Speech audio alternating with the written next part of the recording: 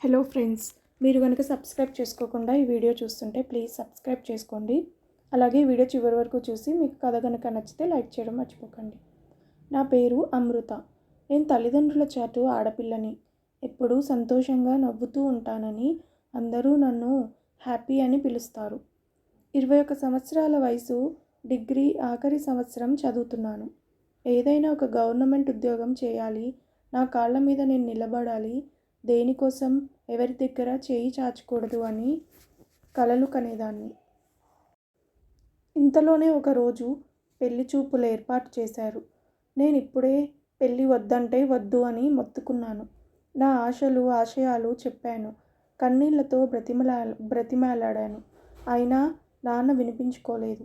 పైగా ఆయన నాకే చెప్పారు, చూడు హ్యాపీ, కోరి వచ్చిన సంబంధం, సమాజంలో మంచి పేరున్న కుటుంబం, నువ్వు ఆ ఇంటి కోడలైతే మాకు దిగులే ఉండదు. పైగా వాళ్ళే నీ చదువుని కూడా కంటిన్యూ చేస్తామన్నారు. నీ కలలు ఆశయాలు అన్నీ నెరవేర్చుకోవచ్చు కూడా. ఇంకా మాకు కూడా నీ చెల్లిని ఒకదాన్ని చూసుకోవడం అయితే పెద్దగా ఇబ్బంది ఉండదు. అవి నాకు మా కుటుంబ పరిస్థితిని గుర్తు చేస్తూ, ఇదే నా భవిష్యత్తు, అంగీకరించక తప్పదు అని చెప్పకనే చెప్పారు.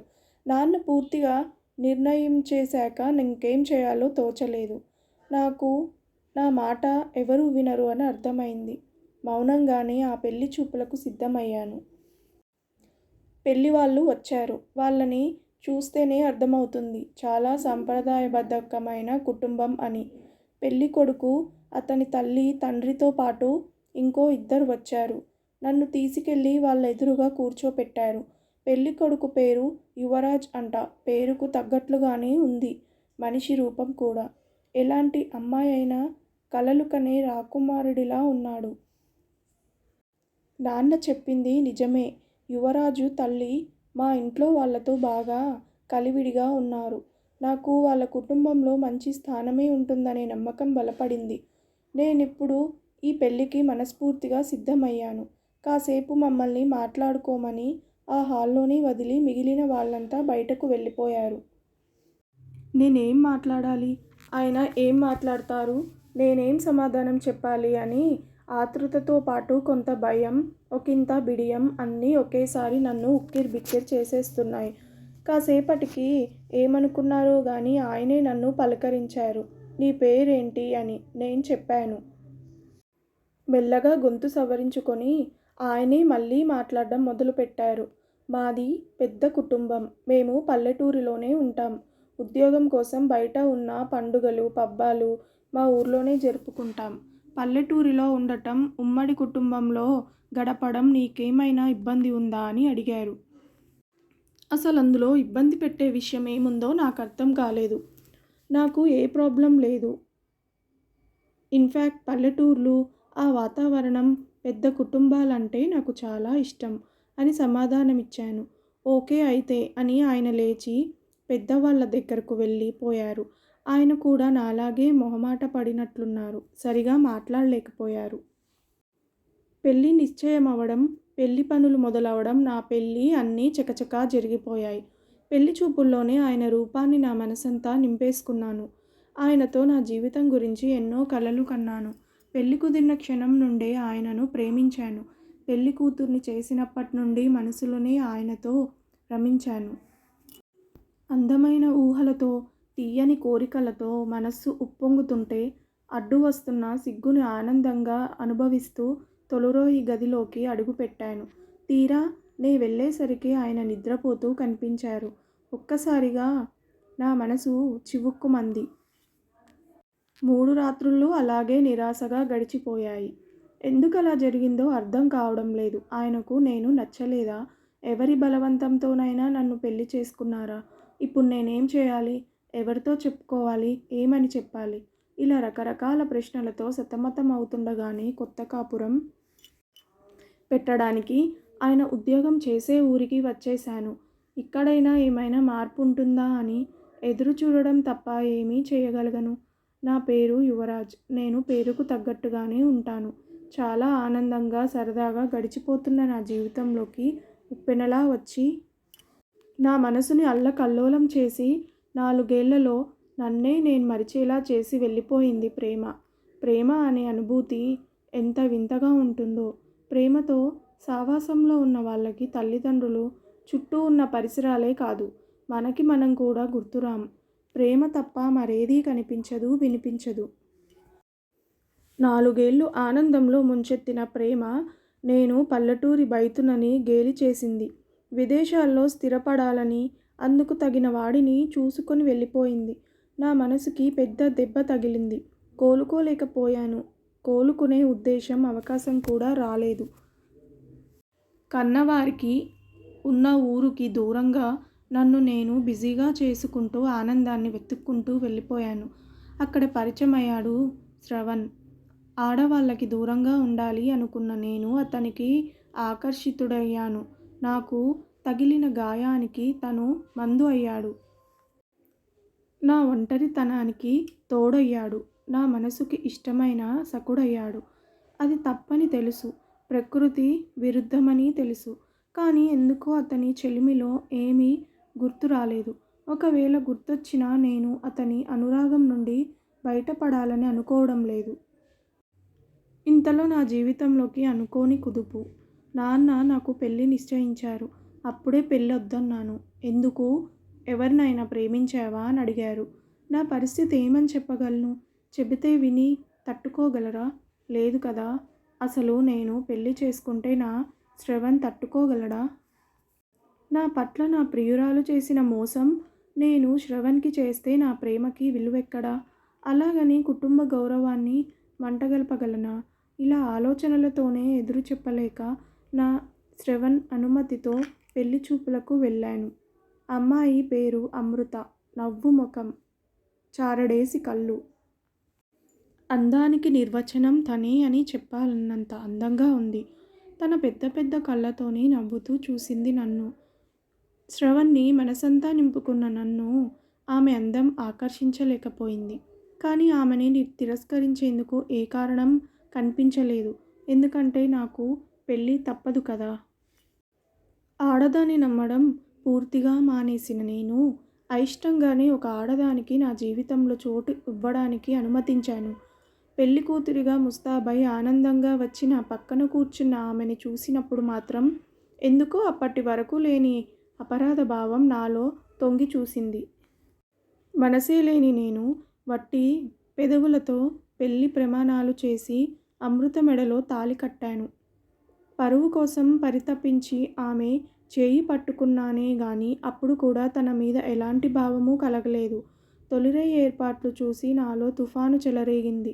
ఈ గండం నుండి ఎలా తప్పించుకోవాలో అర్థం కాలేదు. ఇప్పుడు కూడా మళ్ళీ నా శ్రవణే నాకు తోడుగా నిలిచాడు. నా చెలికాడు సలహాతోనే ఆమె కలల రాత్రులను కళ్ళ చేశాను. తప్పించుకున్నాను. అనుకునేంతలోనే కొత్త కాపురం పెట్టాల్సి వచ్చింది. ఇప్పుడు సమస్య మళ్ళీ మొదటికొచ్చింది. ఇప్పుడు ఆమెను ఎలా ఫేస్ చేయాలో? ఆమెకేమని చెప్పాలి? నిజం ఎంతకాలం దాచగలను? ఇప్పుడే చెప్పేస్తే తట్టుకోగలదా? అర్థం చేసుకొని మౌనంగా ఉంటే పర్లేదు కానీ అందరికీ చెప్పేసి గొడవ చేస్తే ఏం చేయాలి? ఏ గౌరవం కాపాడుకోవడానికి పెళ్లి చేసుకున్నానో దానికే ఇప్పుడు భంగం కలుగుతుంది కదా. నో నో, అలా జరగకూడదు. ఇప్పుడు ఏదో ఒకటి చెప్పి తప్పించుకోవాలి. తర్వాత నిదానంగా నచ్చచెప్పవచ్చు అనుకున్నాను.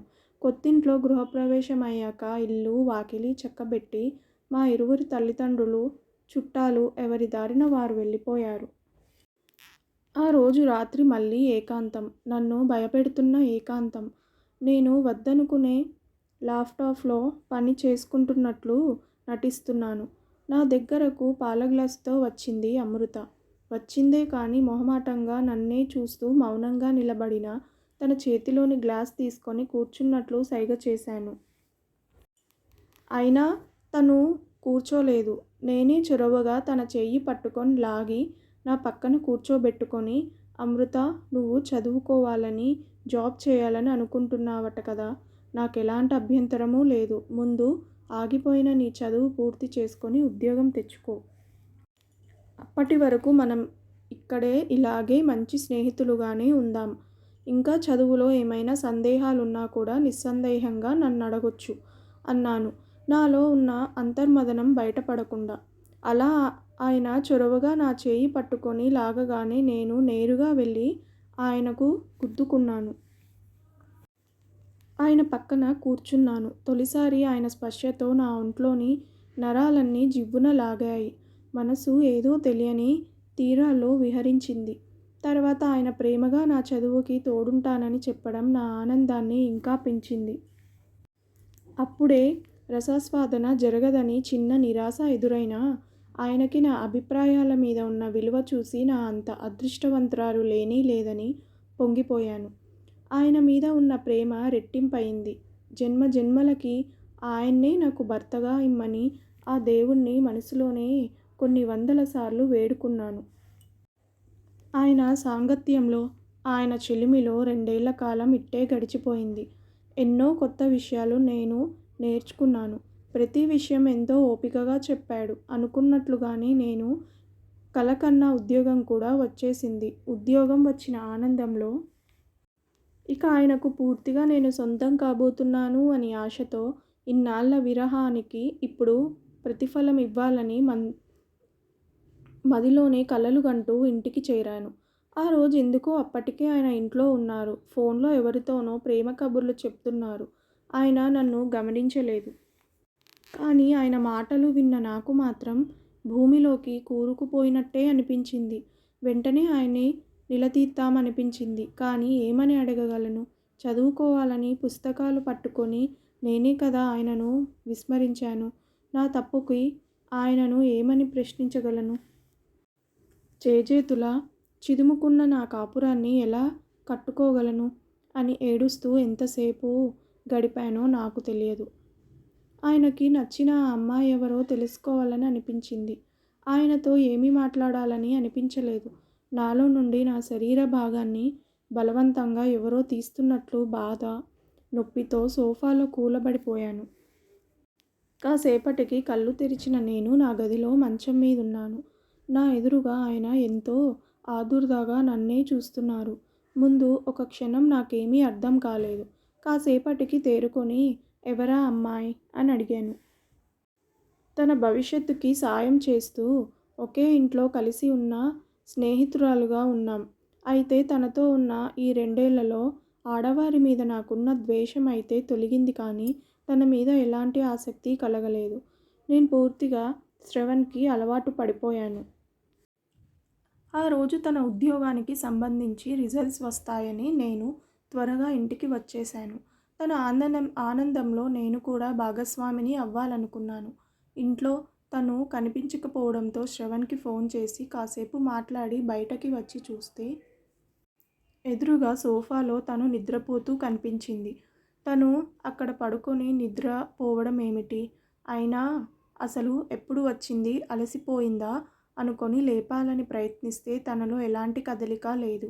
కంగారుగా అనిపించి తన గదిలోకి తీసుకెళ్ళి పడుకోబెట్టి నెమ్మదిగా నీళ్లు చల్లి లేపాను. ఏమైంది అని అడిగాను. ఏ సమాధానం చెప్పలేదు. ఎందుకో బాగా ఏడ్చినట్లు అనిపించింది. కళ్ళు ఉబ్బిపోయి విచారవదనంతో ఉంది. బహుశా ఉద్యోగం రాలేదనుకుంటా. మళ్ళీ కదిపాను. హాస్పిటల్కి వెళ్దామా అని. దానికి సమాధానంగా వద్దు అన్నట్లు తలూపి ఎవరామా అంది దుఃఖంతో, బొంగురుపోయిన గొంతుతో. నాకప్పుడు అర్థమైంది. నేను శ్రవణ్తో మాట్లాడడం విని నేనెవరో ప్రియురాలితో మాట్లాడుతున్నాననుకొని ఇంత దూరం తెచ్చుకుందని. నిజం చెప్పాల్సిన సమయం వచ్చిందని గ్రహించాను. నిజమే. ఇప్పటికీ నిజం దాస్తే తనని ఎలా దూరంగా ఉంచగలను? ఏం చెప్పి తప్పించుకోగలను? ఇంకెన్నాళ్ళు నటించగలను? తను నన్ను అసహ్యించుకున్నా పర్వాలేదు. ఏమైతే అది జరిగింది అని తనకి గతమంతా చెప్పేశాను.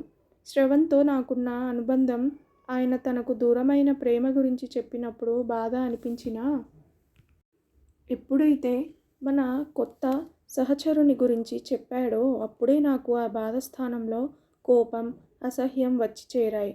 అసలు ఇలాంటి వ్యక్తితో 2 ఏళ్లు కలిసి ఉన్నాను అని గుర్తుకొచ్చి నా మీద నాకే జాలేసింది. మరన్నీ తెలిసి నా జీవితాన్ని ఎందుకు నాశనం చేశావని నిలదీశాను, గొడవ పడ్డాను, ఏడ్చాను. ఆయన నన్ను ఆపే ప్రయత్నం చేయలేదు. కాసేపు చూసి నేను చెప్పాల్సింది చెప్పేశాను. తర్వాత నీ ఇష్టం అన్నట్లు నన్నొంటరిగా వదిలేసి వెళ్ళిపోయారు. నా దురదృష్టానికి ఏడ్చుకున్నానే గానీ ఎవరితోనూ ఈ విషయం చెప్పాలి అనిపించలేదు. కొత్తగా వచ్చిన ఉద్యోగంలో బిజీగా గడిపేస్తున్నాను. ఆయనతో మాట్లాడాలని కానీ, కనీసం ఆయన వంక చూడాలని కానీ అనిపించలేదు. పొరపాటున ఎప్పుడైనా ఎదురుపడినా ఎందుకో నాకు ఒళ్ళంతా పురుగులు పాకినట్లు కంపరంగా అనిపించేది. నాతోనే నేనొంటరిగా, విరక్తిగా బ్రతికేస్తుంటే పరిచయం అయ్యాడప్పుడు వంశీ. ఎప్పుడూ చలాకీగా నవ్విస్తూ ఎదుటివారి బాధలను తన బాధలుగా భావించేవాడు. కేవలం ఒక్క చూపుతోనే ఎదుటివారు ఆనందంగా ఉన్నారో, బాధలో ఉన్నారో తెలుసుకోగలడు. తను ఎక్కడ ఉంటే అక్కడ మనుషులే కాదు, వాతావరణం, ప్రకృతి కూడా తనకి లొంగిపోయినట్లు అనిపించేది. వాటితో పాటు నేను కూడా. ఆ కృష్ణుడు బృందావనానికి ఎంత ఆనందాన్ని, అందాన్నిచ్చాడో ఇప్పుడు ఈ వంశీకృష్ణ రూపంలో నాకు అర్థమవుతూ వచ్చింది. అతని మాటలు, అతని ప్రేమ, అతని ఆనందం, అతని సాంగత్యం నన్ను ఆకర్షించాయి. వంశీకి కూడా నాలాగే ఉందని అతను నాకు తన ప్రేమను వ్యక్తపరిచినప్పుడే తెలిసింది. వంశీ నన్ను ప్రేమించాడనే మాట నన్ను ఆనంద డోలికల్లో విహరింపచేసింది. వెంటనే ఒప్పేసుకొని అతని సొంతం అవ్వాలనుకున్నాను. కానీ నా గతం, నా వైవాహిక జీవితం గురించి అతనికి చెప్పడం నా ధర్మం అనుకున్నాను. పెళ్ళైన విషయం, నా భర్త విషయం వంశీకి చెప్పేశాను. తను దాన్ని కూడా ఎంతో ఓర్పుగా, పాజిటివ్గానే స్వీకరించాడు. నా చెయ్యి అందుకోవడానికి, నాతో జీవితం పంచుకోవడానికి మనస్ఫూర్తిగా సిద్ధపడ్డాడు. నాకు కూడా నేను తనతో జీవించడానికి ఎవరి అనుమతి నాకు అవసరం లేదనిపించింది. ఇంట్లో ఒక ఉత్తరం రాసిపెట్టి నా బట్టలు, సర్టిఫికేట్లన్నీ సర్దుకొని వెళ్ళిపోవడానికి అడుగు బయట పెడుతుండగా ఒక ఫోన్ వచ్చింది. అవతలి మాటలు వినగానే చేతిలోని బ్యాగ్ కింద పడిపోయింది. నా అడుగు ముందుకు పడలేదు. పరుగున ఫోన్లో వ్యక్తి చెప్పిన హాస్పిటల్కి వెళ్ళాను. నేను నిజం చెప్పాక అమృత చూసిన చూపు నన్ను నిలువెల్లా దహించివేసింది. తన మాటల్లోనూ తన బాధలను న్యాయం ఉంది. అందుకే నా నోరు మూగపోయింది. గత 2 ఏళ్లుగా తన స్నేహం అలవాటైన నేను ఇప్పుడు తన ద్వేషాన్ని భరించలేకపోతున్నాను. నిజమే, నా వల్లనే తన జీవితం నీరుగారిపోయింది. నా వల్లనే తన యవ్వనం అడవి కాచిన వెన్నెలైపోయింది. నా తప్పును నేనే సరిదిద్దుకోవాలనుకున్నాను. సమాజంలో నేను చులకనైనా పర్వాలేదు. తను కోల్పోయిన జీవితాన్ని తనకివ్వాలనుకున్నాను. దగ్గరుండి తనకొక మంచి వ్యక్తితో మళ్ళీ పెళ్లి చేయాలని నిశ్చయించుకున్నాను. శ్రవణ్ కూడా నా నిర్ణయాన్ని సమర్థించాడు. మళ్ళీ పెళ్లికి తనని ఒప్పించాలంటే నేనొక్కడినే మాట్లాడేందుకు నాకు ధైర్యం సరిపోలేదు. అందుకే నేను శ్రవణ్తో కలిసి మా ఇంటికి బయలుదేరాను. అదుగో అప్పుడే మళ్ళీ నా జీవితానికి ఇంకో అగాధం ఎదురైంది. అనుకోకుండా మా కారుకి యాక్సిడెంట్ అయింది. నా ప్రాణమైన నా చెలికాడు నా కళ్ళెదుటే నన్ను మళ్ళీ ఒంటరిని చేసి తిరిగిరాని లోకాలకి వెళ్ళిపోయాడు. నాకు కూడా శరీరంలో కొన్ని చోట్ల ఎముకలు విరిగిపోయాయని అర్థమవుతుంది. నా ప్రాణం కూడా పోయేలా ఉంది. చుట్టూ చేరిన వాళ్లతో ఎవరో నన్ను, నా శ్రవణ్ పార్థివ దేహాన్ని హాస్పిటల్కి తరలించారు. నా ఫోన్ తీసుకొని అందులోంచే అమృతకి కూడా ఫోన్ చేసి విషయం చెప్పినట్లున్నారు. ఎమర్జెన్సీగా నన్ను ఆపరేషన్ కోసం తరలిస్తుండగా నా కోసం వెతుక్కుంటూ వచ్చింది అమృత. నేను చేసిన తప్పుల్ని కూడా క్షమించి మానవత్వంతో ఈసారి తనే నా చేయి అందుకుంది. ఇప్పుడు నాకు తనని వదలాలని లేదు. నా వలన తనకి ఎలాంటి సుఖం ఉండదు అని తెలుసు. కానీ నేను ఒంటరినవుతానని భయం. నా స్నేహితురాలిగా తను నాతోనే ఉండాలని స్వార్థం ఆ క్షణంలో పూర్తిగా నన్ను ఆవరించేశాయి. నా శ్రవణ్ బదులుగా నా ప్రాణం పోయినా బావుండేది.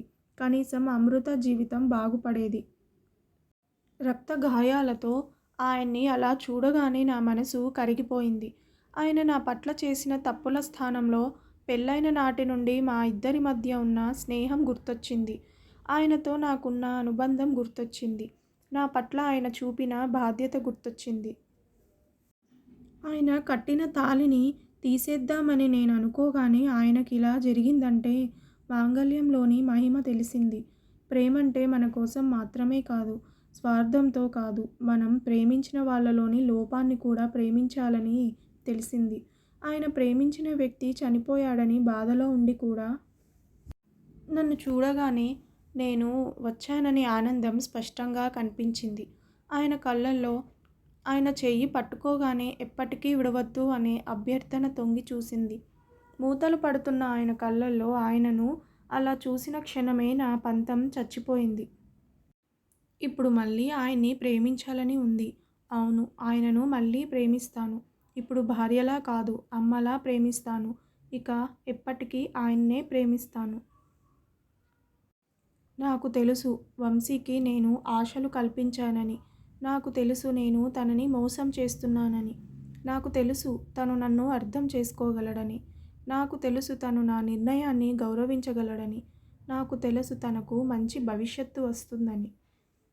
అందుకే ఈసారి బలవంతంగా వంశీని నా మదిలో నుండి, తన రూపాన్ని నా కళ్ళల్లో నుండి, తన నెంబర్ని నా ఫోన్లో నుండి తీసేసి నా భర్త యువరాజ్ క్షేమంగా, సురక్షితంగా బయటకు రావడం కోసం ప్రేమగా ఎదురుచూస్తున్నాను. విన్నారు కదా ఫ్రెండ్స్. ఈ కథ గనక మీకు నచ్చితే ప్లీజ్ సబ్స్క్రైబ్ చేయండి. అలాగే లైక్ చేయడం మర్చిపోకండి. Thank you so much for watching this video.